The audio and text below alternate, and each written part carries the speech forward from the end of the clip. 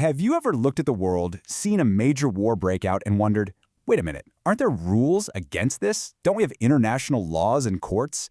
How can a country just invade another one and get away with it? Well, the answer is a fascinating and deeply frustrating paradox, one that was born right in the ashes of World War II. And today, we're going to unpack it. So, picture it. The deadliest war in human history has just ended. Cities are in ruins, millions are dead, and in that moment of shared grief and devastation, the world came together and made a powerful collective promise: never again.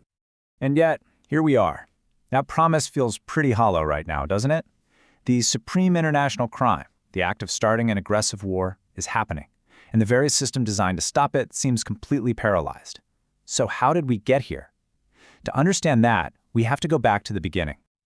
Our story really kicks off in Nuremberg, Germany. This is where a truly revolutionary idea took shape, a promise to build a totally new kind of world order, one where international law, not just military might, would have the final say.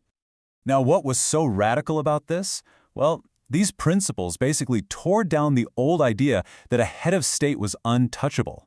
For the first time in history, the world said, nope. If you, as a leader, start an illegal war, we can hold you personally responsible. No more hiding behind the shield of your office.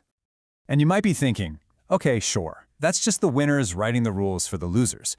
But it wasn't. The brand new United Nations General Assembly, the whole world, unanimously approved these principles. It really felt like, for a moment, humanity had agreed on a single set of rules that applied to everyone, everywhere. But, and this is a huge but, at the exact same time this beautiful promise of universal justice was being made, something else was happening. A fatal flaw, a kind of poison pill, was being deliberately built right into the heart of the new global system. Just look at this timeline. It tells you everything. In October 1945, the UN Charter is signed, and with it comes the Security Council and the veto power, an escape hatch for the world's most powerful nations. Just 1 month later, the Nuremberg Trials begin, championing the exact opposite idea, that no one gets an escape hatch. So the system was basically born with a split personality. On one hand, it declared, nobody is above the law, and on the other, it handed a get-out-of-jail-free card to the 5 permanent members of the Security Council. This wasn't a mistake. It was a cold, hard compromise. Powers like the US and the Soviet Union would never have signed up for the UN without that guarantee. And this is the magic trick right here. Article 27 of the UN Charter. All it takes is a single no vote from China, France, Russia, the UK, or the US to stop any major resolution dead in its tracks. It's the system's ultimate override switch. And believe me, this veto power wasn't just some dusty clause left on a shelf. Oh no, it has been used time and time again to paralyze the international community, shaping decades of conflict and, more often than not, total inaction. This chart tells a pretty clear story of global power dynamics. In the early days of the Cold War, the Soviet Union's ambassador was literally nicknamed Mr. Veto because he used it so much. But then, look what happens from the 1970s onward. The United States becomes the most frequent user, often to protect its allies from UN action. So, what's the bottom line? We're left with a two-tiered system of justice. There's one set of rules for most of the world, and a completely different set of rules, or really, no rules, for the 5 permanent members and their friends. The law itself isn't broken, but its enforcement mechanism is rigged. And that brings us right up to today, with the war in Ukraine. This isn't just another conflict.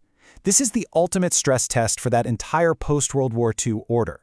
This is where the noble promise of Nuremberg slams head-on into the brutal reality of the veto. Okay, to really get the paradox here, we need a super quick lesson in some fancy Latin. Don't worry, it's simple. First up is jus ad bellum. This is basically the law about why you go to war. Is it legal to start this war in the first place? This is where you find the core crime from Nuremberg, the crime of aggression. Then you've got its partner, jus in bello. This is the law about how you fight a war once it's started. Things like protecting civilians or the treatment of prisoners. And here is the absolutely mind-bending part about the Ukraine situation. The system is actively investigating war crimes, the how, but it is completely powerless to punish the initial supreme crime of starting the war, the why. I mean, this table lays it out in black and white. Every single ideal from Nuremberg gets completely neutralized by the veto. Russia, as a permanent member, can block any UN resolution to stop the war. It can block the creation of a special court to try its leaders for aggression. The entire system, the very heart of the Nuremberg Promise, is just shut down.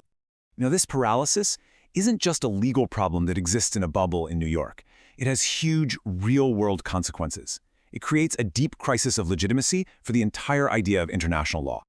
And this quote right here, this is the accusation you hear constantly, especially from countries in the global south. When they see the law applied to some countries, but not to others, they start to think, you know what, this isn't about justice. This is just a political weapon the West uses against its enemies. And that perception of hypocrisy then becomes a massive geopolitical opportunity. Look at this quote from Russia's ambassador. He can go to countries in Africa and say, look, the West preaches about law but has double standards. We're different. We offer partnership with no strings attached, no lectures. You see the domino effect? A structural design flaw in the UN Security Council leads to accusations of bias at the International Criminal Court, which then creates a political vacuum that allows aggressor states to build new alliances and gain influence around the world. So, after 80 years of this, where does that leave us? What's the final diagnosis? Is the whole system of international law just fundamentally broken? Well, here's the thing. The law itself, the actual principles from Nuremberg, they're not dead. The idea that starting a war is wrong and that leaders should be held accountable is as powerful as ever. But the body designed to enforce those principles, the Security Council, is basically in a self-induced coma, paralyzed by a defect it was born with. So can we wake it up? It won't be easy. It would take major surgery. Experts are talking about things like reforming the Security Council, maybe limiting the veto in cases of genocide. Others are looking for ways to just bypass the Security Council altogether, like empowering individual countries' courts or creating one-off special tribunals. And so, 80 years after the world promised never again, we're left staring at the system's original sin. This fundamental clash between the beautiful ideal of Nuremberg and the cynical reality of the veto forces us all to ask a really tough question about the kind of world we live in. Is justice for all really possible, or is it, in the end, just a function of power?